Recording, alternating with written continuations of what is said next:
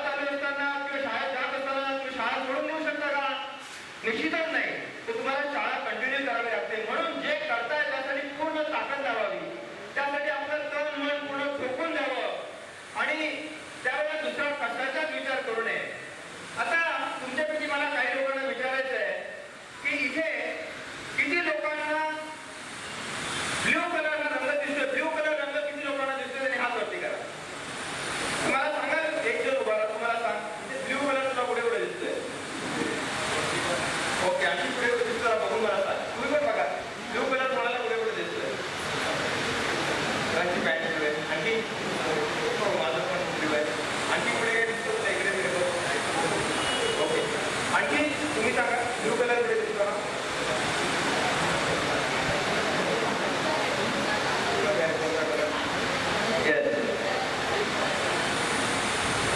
ठीक आहे तर आता आपण जेव्हा ब्लू कलर तुम्ही बघितला तुम्ही दोघांनी ते खास करून बघितला तो ब्लू कलर बघत असताना तुम्हाला दुसरा कोणता कलर दिसला का नाही दिसला याचं कारण जेव्हा आपण एक गोष्टीकडे ध्येयाकडे बघतो तेव्हा आपल्याला दुसऱ्या गोष्टी दिसत नाही जेव्हा तुमचं ध्येय तुम्ही फिक्स कराल एकच गोष्ट फक्त कराल की मला इथे पोहोचायचं आहे तुम्हाला दुसरे रस्ते दिसणार नाही तुम्हाला फक्त एकच डायरेक्शन दिसेल पण तुम्हाला डायरेक्शन दिली नाही तुम्ही चॅनलाइज केलं नाही तुमच्या एनर्जीला तुमच्या ताकदीला तर तुम्ही भरकटत जा तुम्ही इकडे जा तिकडे जा तुम्हाला दिसणार नाही काही पण जेव्हा तुम्ही ब्ल्यूला शोधा तुम्हाला सगळीकडे ब्ल्यू कलर दिसेल तुम्हाला बाजूला रेड कलर आहे दुसरा कोणता कलर व्हाईट कलर कोणता दिसणार नाही तर तसंच असतं आपल्या गोलचं जेव्हा तुम्ही एक निश्चित ध्येय केलं की मला इथपर्यंत पोहोचायचं आणि त्या ध्येयाच्या दिशेने डायरेक्शनने प्रवास केला तर निश्चितच तुम्ही तिथे पोहोचाल आता बऱ्याच वेळेला असं होतं की काही वेळेला आपल्याला आपला प्रवास चुकतो म्हणून प्रवास चुकला म्हणून चुकलेल्या डायरेक्शनमध्ये चालत राहायचं का की जेव्हा आपल्याला कळेल की आपला डायरेक्शन चुकलेली आहे की परत तुम्ही राईट डायरेक्शनला गेलं पाहिजे तुम्ही सांगा काय वाटतं तुम्हाला राईट डायरेक्शनला परत तुम्ही गेलं पाहिजे की चुकल्या डायरेक्शनमध्ये चालत राहायला पाहिजे तुम्हाला विचार जेव्हा एखादा आपला रस्ता चुकतो तर आपण चुकल्याने कळल्यानंतर परत राईट डायरेक्शनला गेलं पाहिजे की तुम्ही त्या डायरेक्शनमध्ये चालत राहायला पाहिजे परत गेलं पाहिजे राईट डायरेक्शन तर समजा चुकून आपलं करिअर चुकलं किंवा आपला रस्ता चुकला तर परत मागे वेळेला काहीच प्रॉब्लेम नाही परत दुसऱ्या रस्त्याने आपण जाऊ शकतो त्यामुळे एखाद्या वेळेला एखादा मुलगा 10वीत नापास होतो 12वीत नापास होतो काही फरक पडत नाही एका विषयात नापास होतो तर त्यासाठी टेन्शन घ्यायची गरज नाही की आपला रस्ता चुकला आपल्या याची नाही आवड आपण थोडंसं चुकलेलं आहे तर पुढच्या वेळेला त्या रस्त्याला नीट करायचं आणि परत आपल्या मार्गावर गमन करत राहायचं त्यामुळे मागे येण्यामध्ये त्याच्यामध्ये मूर्खपणा म्हणत नाही जो मागे येत नाही तो मूर्खपणा आहे बरोबर आहे त्यामुळे आपल्याला जे योग्य डायरेक्शन तिथे सतत आपला प्रवास करत राहायला पाहिजे आता माझे आई मला नेहमी सांगायची की कधीही पळून जाऊ नये जे कोणता आपलं ध्येय असेल किंवा कोणताही कितीही मोठा प्रॉब्लेम आला तर त्या प्रॉब्लेम पासून पळून जाऊ नये प्रॉब्लेम जेव्हा आपण जेव्हा डायरेक्शन कोणत्या पण अतिशय स्थितीत मोठ्या संकटाला जेव्हा आपण फेस करतो तेव्हा ऑटोमॅटिकली ते संकट पळून जातं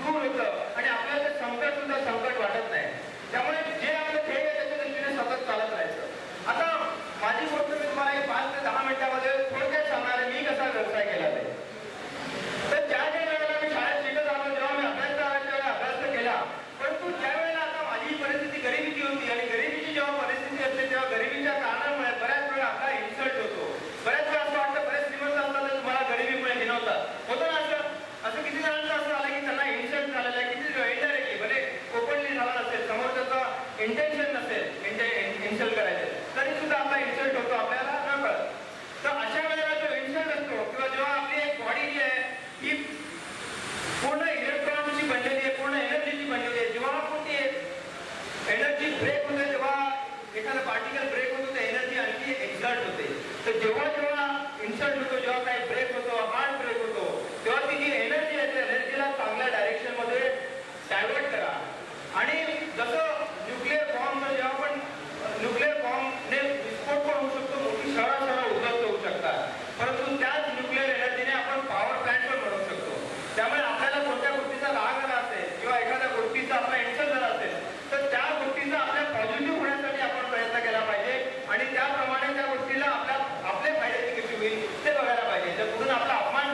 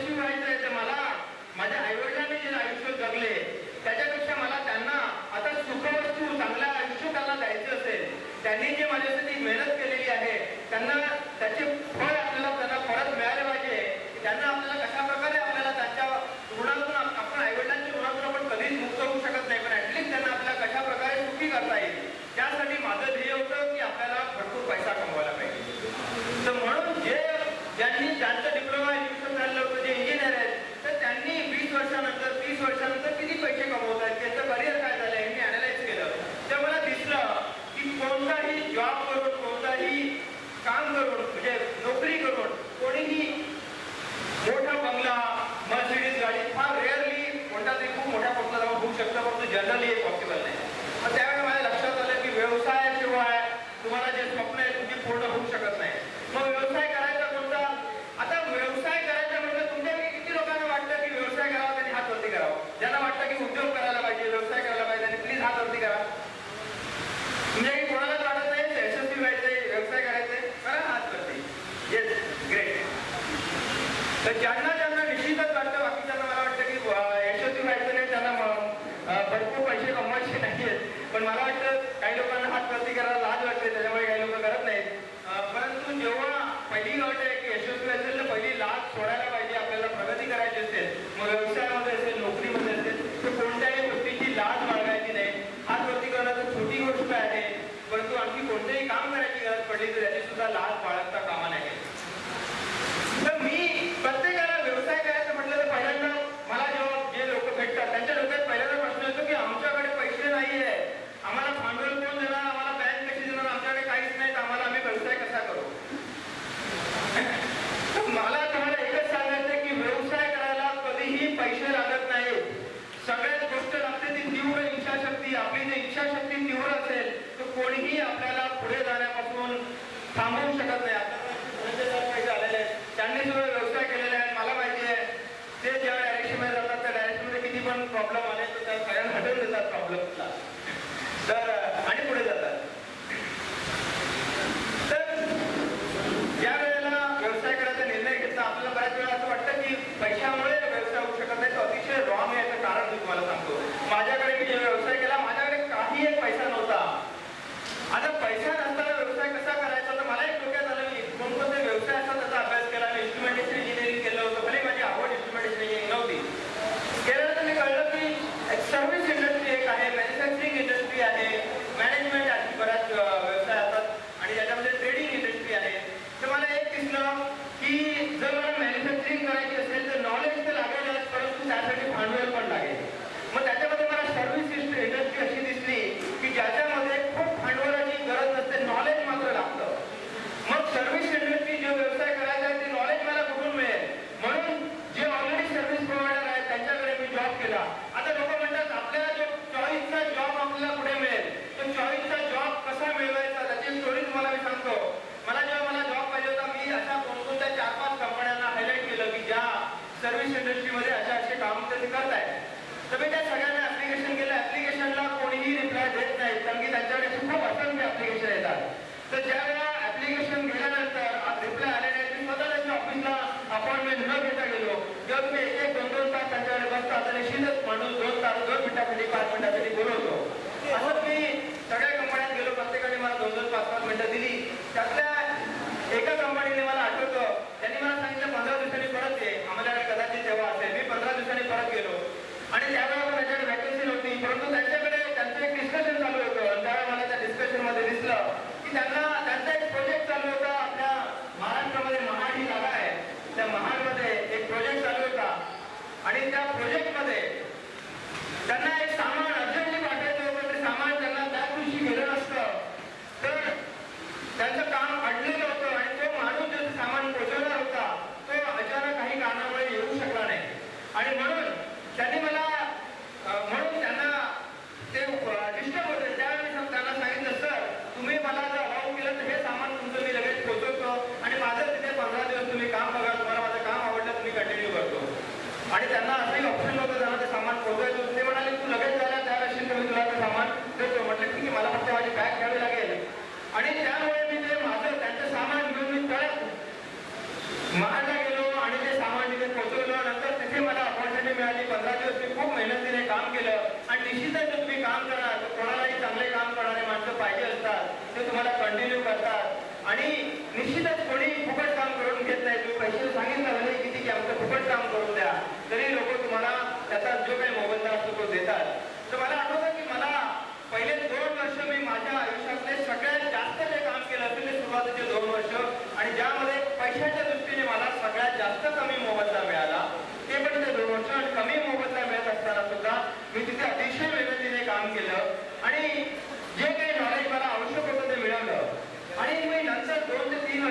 त्यानंतर मी माझा स्वतःचा व्यवसाय सुरू केला. ज्या वेळेला मी व्यवसाय सुरू केला माझ्याकडे पेशीचं भांडवल नव्हतं. कसं करायचं तो प्रश्न होता. आम्ही 3-4 पार्टनर माझ्या बरोबर आले. त्याच्यामध्ये एक पार्टनरकडे अतिशय मोठं ऑफिस होतं. त्यांचा ऑलरेडी व्यवसाय होता. त्यांना वाटलं की आमच्या बरोबर त्यांचा आणखी एक व्यवसाय चालू होईल म्हणून त्यांनी त्यांचा ऑफिस वापरायला आम्हाला दिलं.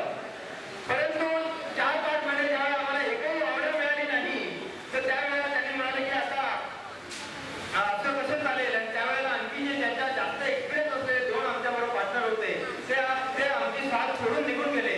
तर निश्चितच ज्यांनी ऑफिस दिलेलं होतं तेही म्हणाले की याच्या पुढे आता आम्हाला तुमच्या बरोबर राहता येणार नाही. तर तुम्हाला तुमची सोय करा. आमचं ऑफिस तुम्हाला वापरता येणार नाही. तर त्यावेळेला निश्चितच मागे न फिरता मी माझा व्यवसाय कंटिन्यू एकट्याने करायचा निर्णय घेतला. त्यावेळेला आठवतं की आंब्याचं जे गोडाऊन असतं, किती लोकांनी आंब्याचं गोडाऊन बघितलंय त्यांनी हात वरती करा प्लीज. तुमच्याकडे कोणी आंब्याचं गोडाऊन बघितलं तिथे सीझनमध्ये आंबे विकले जातात किंवा फटाक्याचं दुकान बघितलं असेल, फटाके टेम्पररी असतात तर ते हात वरती करा. येस. तर आंब्याचं गोडाऊन किंवा फटाक्याचं जे दुकान असतं ते सीझनल असतं. 3-4 महिने ते चालतं. काफीचं पिरियड रिकाम असतं. तर असं ते आंब्याचं गोडाऊन होतं. तर 3-4 महिने ते आंब्याच्या सीझनमध्ये चालायचं. बाकीचं सीझन ते रिकाम होतं. तर असं गोडाऊन मला एक कारण मिळालं. आणि त्याच्या निश्चितच कमीत कमी मोबदल्यामध्ये मला ते ऑफिस झालं. तर त्यावेळेला एखादा फोन नंबर असणं सुद्धा फार डिफिकल्ट होतं. आणि त्या गोडाऊनमध्ये फोन होता. त्या फोन असलेलं ऑफिस मला मिळालं आणि तिथे मी माझ्या व्यवसायाची सुरुवात केली. आणि निश्चितच ते 2 वर्ष मी खूप मेहनत केली होती. माझ्याकडे नॉलेज होतं. तर सर्व्हिस इंडस्ट्रीसाठी बऱ्याच कंपन्यांना लागतं की तुमच्या नॉलेजच्या बेसवर त्यांच्या इन्स्ट्रुमेंटचं टेस्टिंग करणं, सर्व्हिसिंग करणं ही कामं जी फक्त नॉलेज बेसवर होऊ शकतात ती कामापासून सुरुवात मी केली. आणि एक करत एका वेळेला जेव्हा तुम्ही प्रामाणिकपणे खूप मेहनत करता तर एका कंपनीकडे रेफरन्स तुम्हाला दुसऱ्या कंपनीकडे मिळतो आणि तुम्हाला एक आणखी ऑर्डर मिळत जातात, आणखी प्रोजेक्ट मिळत जातात. आणि असं करत करत आमचा व्यवसाय वाढला. आणि जेव्हा जेव्हा काही चॅलेंजेस आले, जेव्हा चॅलेंजेस येतो, जेव्हा आपला रस्ता एखादा बंद होतो तेव्हा लक्षात ठेवायचं की एक रस्ता बंद झाला की आणखी इतर अनेक रस्ते ओपन होतात. मला आठवतं की ज्या वेळेला आम्हाला पहिल्यांदा एक्सपोर्टचं काम मिळालं ते कसं मिळालं. फॉरेनचं जेव्हा काम होतं, श्रीलंकेचं काम होतं, त्यावेळेला लिबरेशन टायगर्स ऑफ तमिळम ह्या नावाने एक संघटना होती. श्रीलंकेमध्ये खूप बॉम्ब फुटत होते. त्यावेळेला श्रीलंकेमध्ये जायला कोणाची हिंमत होत नव्हती. त्यावेळेला L&T या कंपनीने एक प्रोजेक्ट घेतला होता. तर जे कोणी तिकडे काम जाण्यासाठी जे मोबदला मागत होते ते खूप प्रचंड जास्त मागत होते. त्यामुळे ते कॉन्ट्रॅक्ट जे 2 करोडमध्ये असायला, जे 2 करोडमध्ये व्हायला पाहिजे होतं त्याची किंमत ते 5-5 करोड मागत होते. तर मला जेव्हा हे कळलं तर मी ते रिझनेबल प्राईसमध्ये करायचं तयार झालो. आणि त्यामुळे मला पहिल्यांदा फॉरेनमध्ये एक्सपोर्टची ऑर्डर मला एक्सपिरियन्स नसताना सुद्धा मिळाली. कारण की मी हिंमत दाखवली श्रीलंकेमध्ये काम करण्याची. आणि निश्चितच त्यावेळेला मी श्रीलंकेला आम्ही ते काम यशस्वी केलं. आणि ते आमच्यापेक्षा ताकदीपेक्षा खूप मोठं काम होतं. ते काम केल्यामुळे काम ते यशस्वी झालं, आमचं नाव झालं, आम्हाला पैसे पण मिळाले. आणि त्याबरोबर इतर आणखी कामं जी परदेशामध्ये होती ती आम्हाला मिळाली. आम्हाला सौदी अरेबिया तसेच गल्फ कंट्रीमध्ये, इतर कंट्रीजमध्ये आम्हाला भरपूर कामं मिळाली. आणि असं करत करत आमचा प्रवास आज इथपर्यंत झाला. आणि आज तुम्हाला मला सांगायला आनंद वाटतो की 1000पेक्षा जास्त वर्कर आमच्याकडे काम करतात. भारताच्या विविध स्टेटमध्ये आमचं काम चालू आहे. भारतात असं एखादं स्टेट नसेल की तिथे आमचं काम चालू नाही. फॉरेनमध्ये सुद्धा गल्फ कंट्रीमध्ये, आमच्या सगळ्या गल्फ कंट्रीमध्ये आम्ही कामं केली आहेत. आफ्रिकेमध्ये आम्ही कामं केलेली आहेत. आम्ही बांगलादेश आणि श्रीलंकेमध्ये काम केलेले आहेत. बहरीन, अबुधाबी, UAE या सगळ्या कंट्रीमध्ये आम्ही काम केले आहेत. लिबियाला, नायजेरियाला, केनियाला आम्ही काम केलेले आहे. आणि हे बिलकुल पैसे नसताना फक्त 15,000 च्या भांडवलाने सुरू केलेला व्यवसाय आज इथपर्यंत येऊ शकतो. त्यामुळे तुमच्यापैकी सुद्धा कोणीही कितीही पैसे नसले आणि घरची परिस्थिती कितीही गरजेची असली तर मोठा